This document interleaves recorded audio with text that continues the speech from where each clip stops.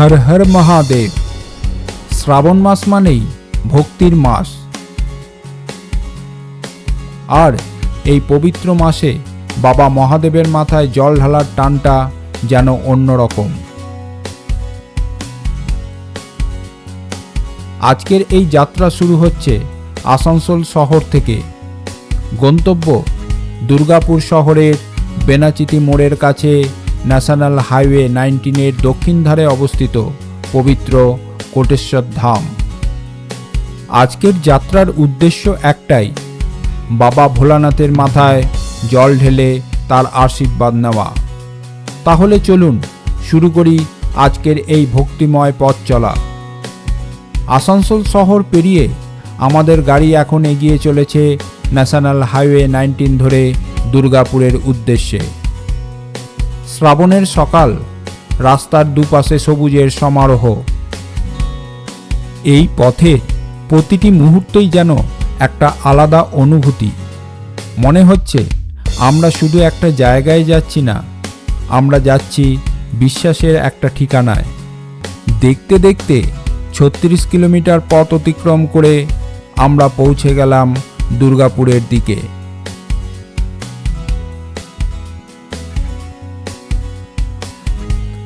সামনে Benachiti crossing, left সাইডে Benachiti market ও কালীবাড়ি। আমরা যাব রাইট সাইডে।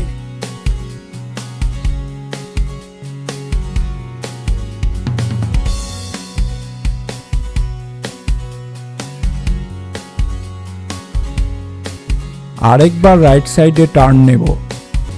আর কিছুটা এগোলেই বেনাচিতি মোড়ের কাছে ন্যাশনাল হাইওয়ে 19-এর ধারে আজকে আমাদের গন্তব্য কোটেশ্বর ধাম। গাড়ি পার্ক করে এবার আমরা মন্দিরের দিকে এগিয়ে চলেছি। হাতে রয়েছে পূজার অর্ঘ্য, ফুল, বেলপাতা, ধূপ ইত্যাদি। শহরের ব্যস্ততার মাঝেও এই ধামের পরিবেশে ঢুকলেই যেন মনটা একটু শান্ত হয়ে যায়।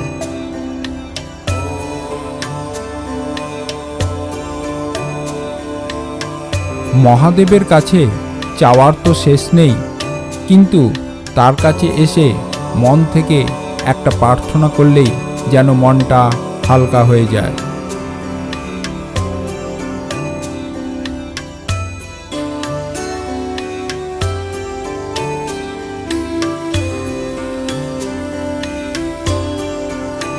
আসানসোল থেকে দুর্গাপুর পথটা হয়তো খুব বেশি দূরের নয়, কিন্তু শ্রাবণের এই যাত্রায় প্রতিটি মুহূর্ত যেন মনে করিয়ে দেয়, ভক্তি থাকলে দূরত্ব কখনো বাধা হয় না। আজ 8ই আগস্ট 2026 শনিবার। আমরা এসেছি দুর্গাপুরে কোটেশ্বর মহাদেব ধামে।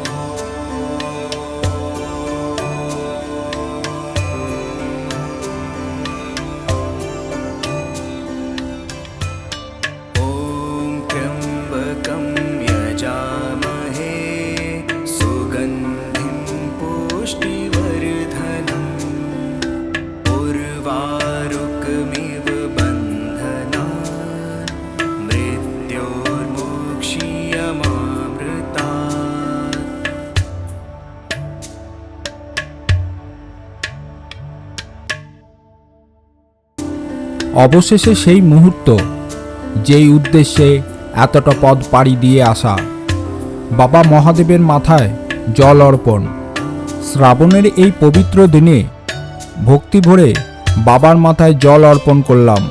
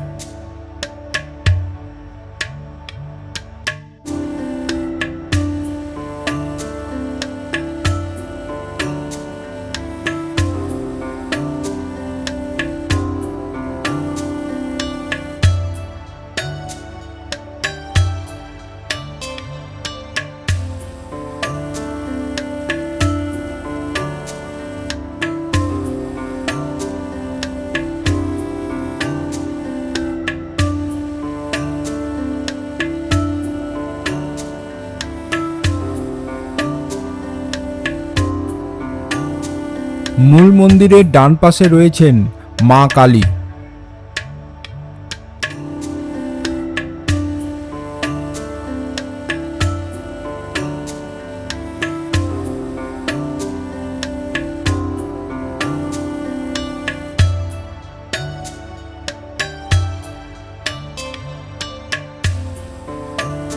ডান পাশে আছেন হনুমানজি।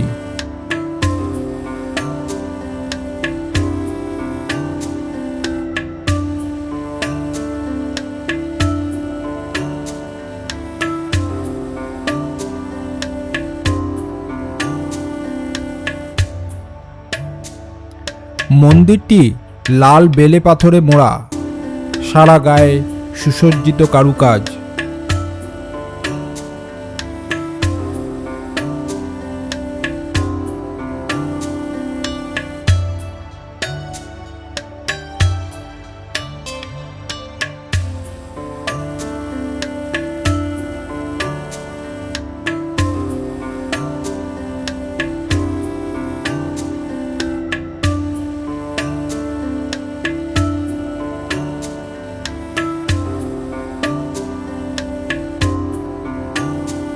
দূর থেকে মন্দিরটিকে ভারী সুন্দর দেখায়।